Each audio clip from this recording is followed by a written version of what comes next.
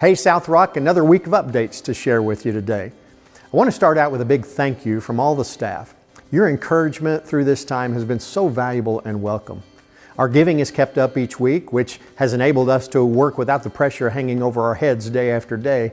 And not only does that enable us to continue ministry here in our community, but missionaries are also being supported without missing a support payment, which means your impact is being felt around the world. You're really a special church family, and we just want to say thank you. We're still planning on having our first worship service back in the building on the weekend of Father's Day, June 20th and 21st. Now, I know some smaller churches are able to get back earlier, but this will be the first weekend that we're able to meet in groups of larger than 90 people. I've been in contact with Christian churches our size in the area, and we all pretty much have the same weekend set as our first weekend back, and it's going to be great. That means we have 38 days to get ready.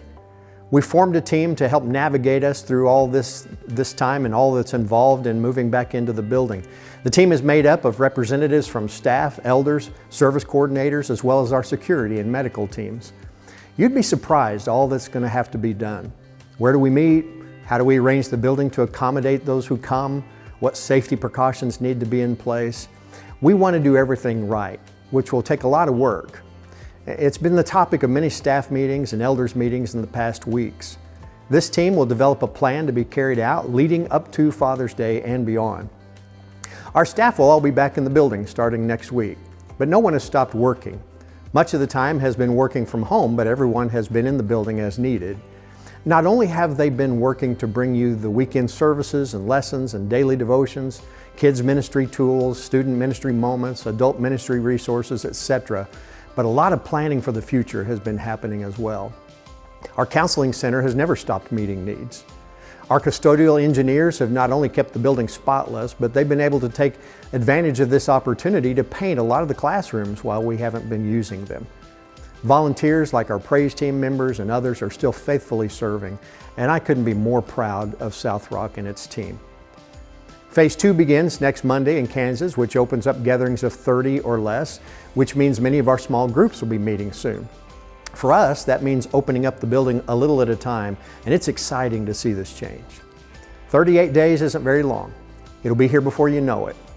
The plans haven't been finalized yet, but I can tell you that at first things will look a little bit different. Our church survey gave us some valuable insight into what the response will be. Some of you will jump right in, some will wait a few weeks to come back, and some of you might stay home for a longer period of time. And I understand that there are many different thoughts among our people.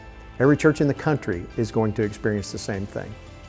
We want you to feel safe in all of this, and we'll do everything we can to make sure everyone has their spiritual needs met. Whether you're here in the building or home keeping in touch online, you're all an important part of our family. In the meantime, keep encouraging each other. It's easy to get discouraged. There are people in our own church family and community who are experiencing loss and pain during this time, and just a phone call or a letter or an email or a conversation with people as you pass by on your walk can not only lift their spirits, but yours as well. So let's take care of each other. And let's pray a lot for the church, for the state, for our country, and for the world during this time. I'll be updating you every Wednesday, so keep in touch. We're excited, and we look forward to seeing you here. We love you, we miss you, can't wait to be back together as a church family. Have a great week.